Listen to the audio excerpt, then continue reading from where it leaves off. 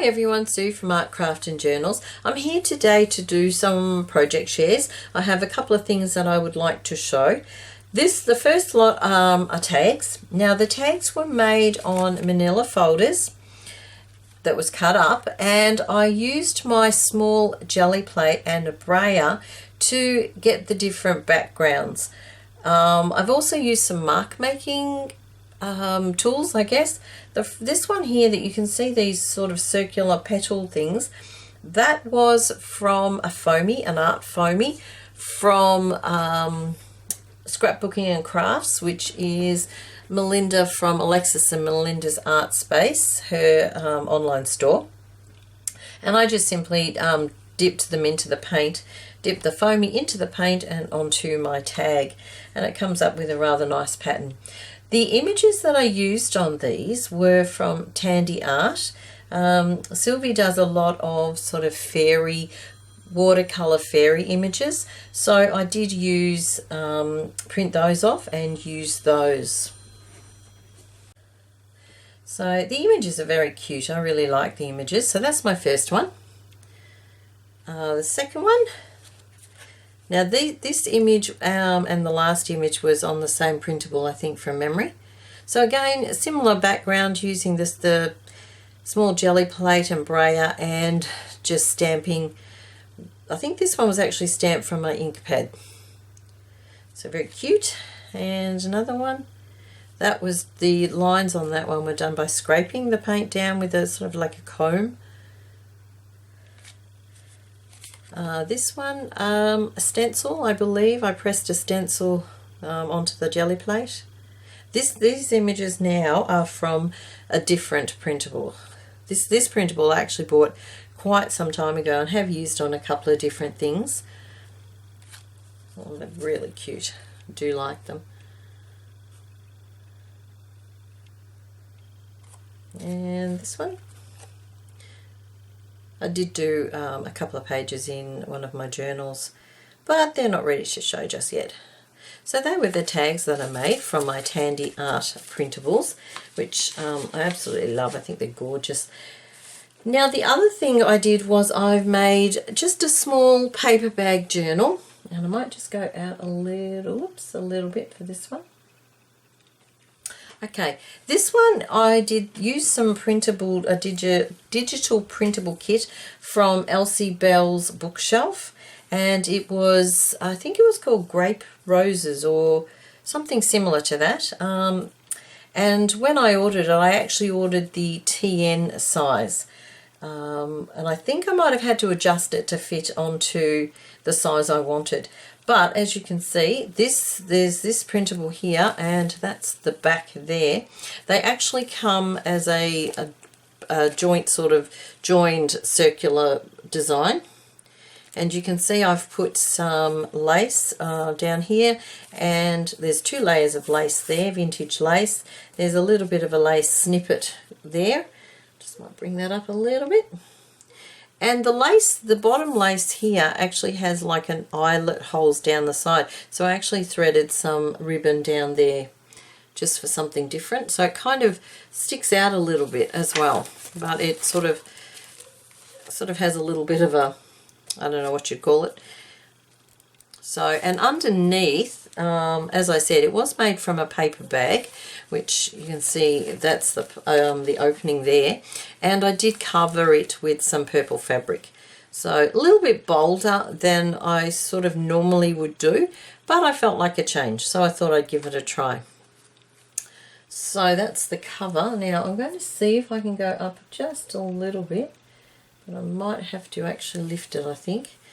Okay, so we have here another one of the images, and we have a tag hidden in there. So it's just a journaling tag on some manila folder. I may actually stick some writing lines or something on there, I'm not sure.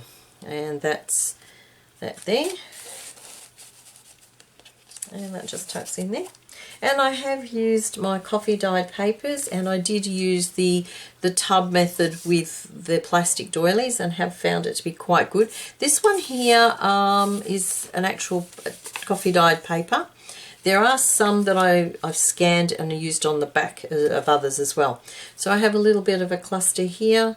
This here is part of the kit as well. And now I have just another little bit of a ticket here, and this opens up. So it's just some journaling paper that tucks into there. And I might just lift a little bit. And we have just some different papers here. This is a fine grid paper. And some more coffee dyed paper, just some purple lined paper. More coffee dyed paper with some snippet there. And this is supposed to be a bow, but when I tried to do it the other day, my fingers just weren't doing it. There we go. And I might put a little bit of glue on there to hold it, otherwise it's going to keep popping open, I think. So this was just a little snippet that I did make. Now I actually hand sewed that, which I could do a video. I might do a video, I'm not sure yet. But simply just little bits and pieces of fabric and lace and rickrack just sewn on, just tacked on, hand sewn on. I think that's, yep. Then we have some more lined paper, some more coffee dyed paper. This one here is a printable that of one of my own collage pages. And when I printed it, it actually printed, because my printer was running out of ink, it actually printed more purple than it should have, which in this case I wasn't concerned about because it kind of went with the purple theme anyway. So that was a positive. We have just another one of the printables and another little printable there that's just a journaling spot. And the back, this actually again was a scanned image of some coffee dyed paper, but as I said, the printer was running out of ink, and this is how it came out, which pretty good for this particular journal, I thought. And you can see we have some more coffee dyed paper, some grid paper, a little tab at the side there. We have some more coffee dyed paper. We have music paper with a belly band and a little printable. Now this is actually what the pages look like, but I reduced that down to fit into there.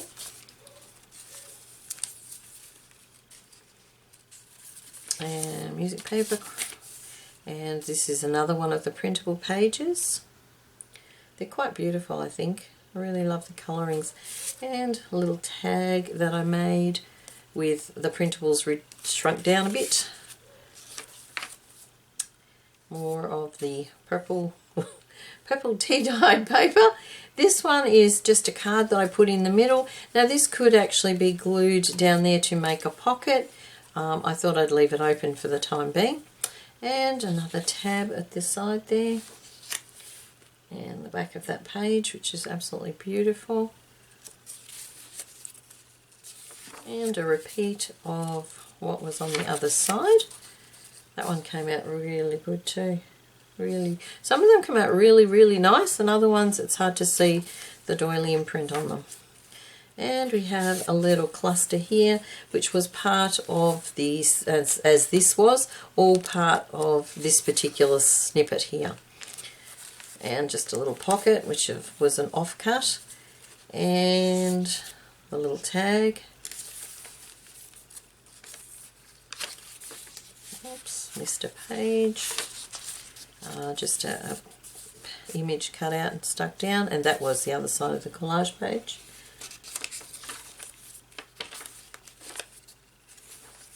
And another little pocket with one of the images from the Elsie Bell bookshelf shop, and same with that one, reduced down.